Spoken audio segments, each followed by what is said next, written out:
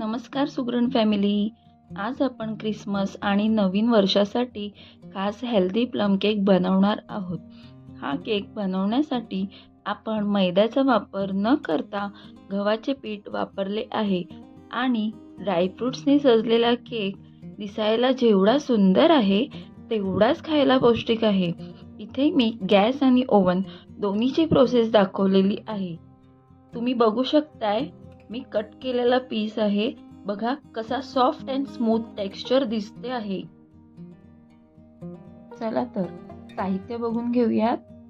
2 cup गव्हाचे पीठ घेतले आहे, 1.5 कप पिठी साखर, दालचिनी, लवंग आणि जायफळाची पूड घेतली आहे, 1 कप दही, 4 टेबलस्पून साखर, 1 कप आवडीप्रमाणे मिक्स ड्रायफ्रूट्स घेतले आहेत.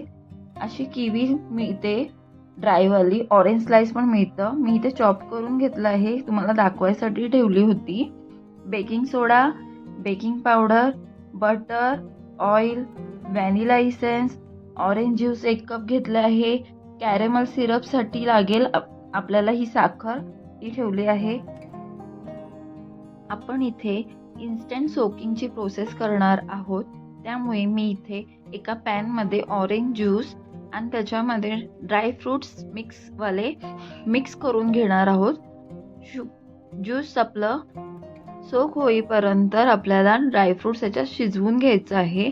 ऑथेंटिकली प्लम केक रममध्ये किंवा ज्यूसमध्ये सोक केलं जातं 15 ते 20 दिवसासाठी.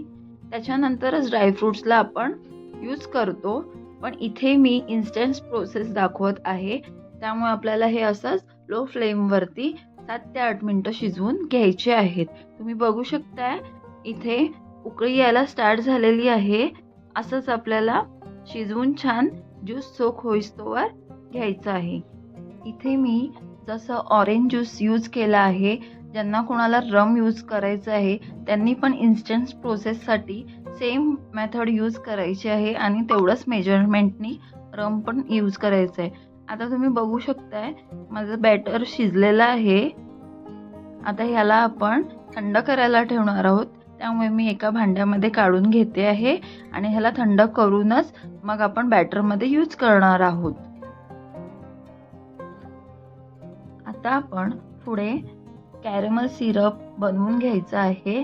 त्याच्यासाठी मी इथे एका पसरट पॅनमध्ये साखर पसरवून टाकलेली आहे. तिला आपण हळूहळू लो फ्लेमवरती मेल्ट होऊ द्यायचं आहे. बघा मेल्ट व्हायला लागली, अशी कॅरेमल झाली पाहिजे, म्हणजेच की जळाली पाहिजे. हिला आता आपण हळूहळू मिक्स करून घ्यायचं आहे. मिक्स करून पूर्ण मेल्ट होऊ द्यायची आहे. बघा ही अशी पूर्ण हलवून ढवळून घ्यायची आहे. छान अशी कॅरेमल व्हायला लागली आहे. यानी खूप छान टेस्ट आणि रंग सुद्धा येणार आहे नॅचरली. बघा आता हे मेल्ट झालं आहे. मी इथे अर्धा कप गरम पाणी घेणार आहे.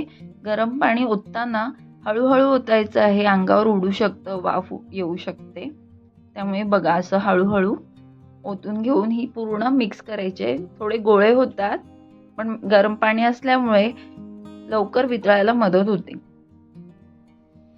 हे बघा चिकटलेलं असतं पॅनला, ते सुद्धा आपल्याला काढून पूर्ण स्मूथ असं मेल्ट करून घ्यायचं आहे. पूर्ण वितळलं की आपल्याला ह्याला गार करूनच बॅटरमध्ये यूज करायचं आहे. हे बघा आता मी ह्याला गार करायला ठेवते. पुढे आपण ड्राय आणि वेट इन्ग्रेडियंट मिक्स करणार आहोत. इथे मी वेट इन्ग्रेडियंटमध्ये बटर रूम टेम्परेचरचं घेतलेलं आहे, ऑइल घ्यायचं आहे, विस्करनी विस्क करून घ्यायचं आहे छान स्मूथ होईपर्यंत. दोन्ही मिक्स झालं की मग आपण त्याच्यात पिठी साखर घालून घेणार आहोत. हे बघा छान मिक्स झालं आहे. आता मी ते पिठी साखर घालून घेत आहे. मी विस्करची हेल्पने करत आहे, पण कोणाकडे बीटर असेल तर लो स्पीडमध्ये सुद्धा करू शकतात. 1 or 2 स्पीडमध्ये बीट करून घ्यायचं आहे. छान स्मूथ फ्लफी टेक्स्चर होऊ द्यायचं आहे. आता मी ह्याच्यात दहीमध्ये बेकिंग सोडा मिक्स करूनच मग त्याच्यात घालणार आहे. याचं कारण हे की दहीचा आंबटपणा असल्यामुळे थोडंसं स्मूथ टेक्स्चर व्हायला मदत होते.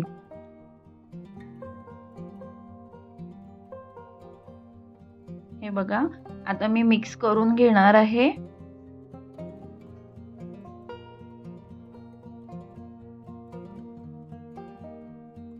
छान व्हाईट फ्लफी झालेलं आहे.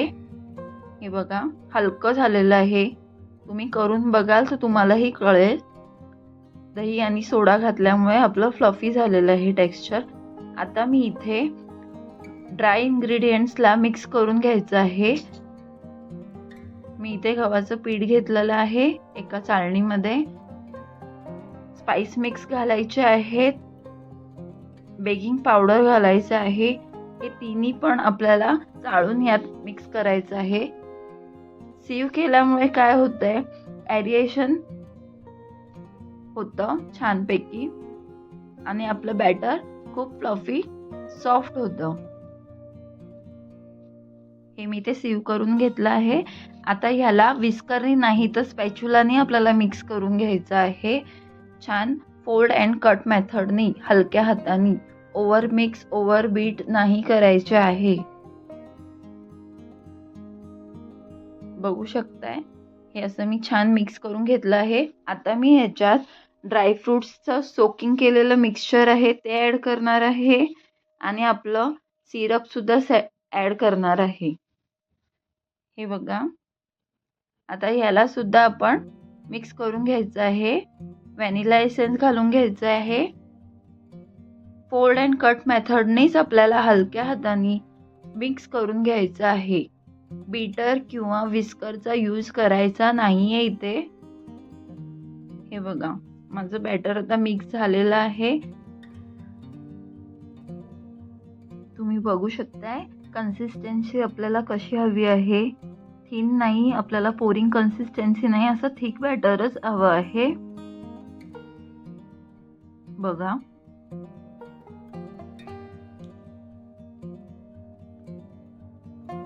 मी इथे लोफ टीन घेतलेला आहे. तुम्ही स्क्वेअर टीन किंवा सर्कल कोणताही घेऊ शकता. मी इथे बटर पेपर लावून घेतलेलं आहे. यात आता मी हाफ बॅटर पोर करणार आहे. बघा, कन्सिस्टन्सी बघू शकताय. हे बॅटर थिकच असतं.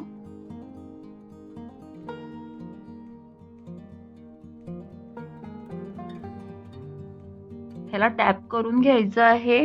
टॅप केल्यावरती एअर बबल्स निघून जातात.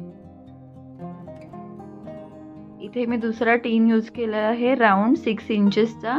याला मी तुम्हाला बटर आणि पीठ भुरभरून मिक्स करून दाखवणार आहे. ग्रीस करून घेतलंय छान आपण. हे बघा, पीठ जरासं घ्यायचं आहे, त्याला सगळीकडे मी लावून घेत आहे आणि एक्सेस पीठ सगळं आपल्याला काढून घ्यायचं आहे. हे बघा, मी काढून घेतलं आहे. क्लीन टीन आहे आपला. आता अर्धं जे बॅटर राहिलं होतं ते मी याच्यात घालणार आहे.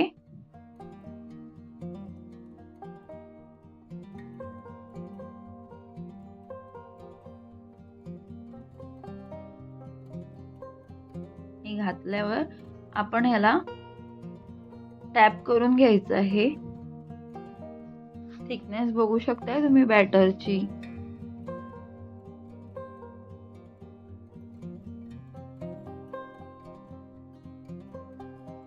टॅप करून घ्यायचं आहे.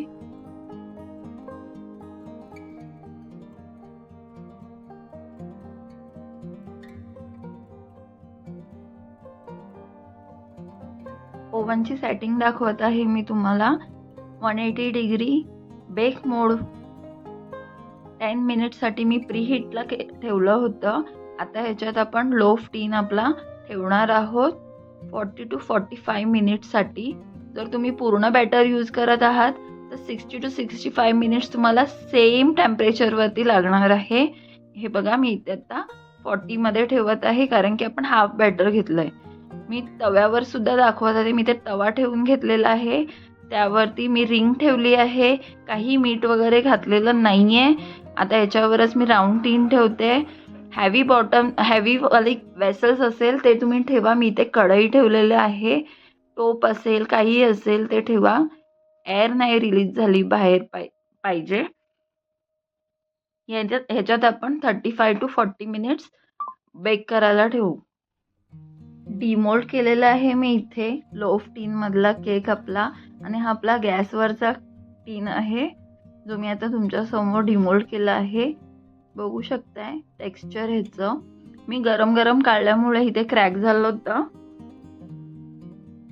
सर्व करून घेऊया. छान असं मी पावडर शुगर म्हणजेच पिठी साखर डस्ट करत आहे. तुम्ही ह्याला मॅपल सिरप नुसतं सुद्धा खाऊ शकता, मॅपल सिरप घालून सुद्धा खाऊ शकता, छान लागतंय. तुम्हाला माझी इन्स्टंट प्लम केक रेसिपी आवडली असेल तर लाईक करा, शेअर करा, सबस्क्राईब करा आणि हो, बेल आयकॉन प्रेस करायला विसरू नका. म्हणजे माझ्या नवनवीन रेसिपीजचं नोटिफिकेशन येत राहील. तुम्हाला 31 किंवा न्यू इयरसाठी कोणती रेसिपी बघायला आवडेल हे मला कमेंट करून सांगा. मी नक्की बनवण्याचा प्रयत्न करेन.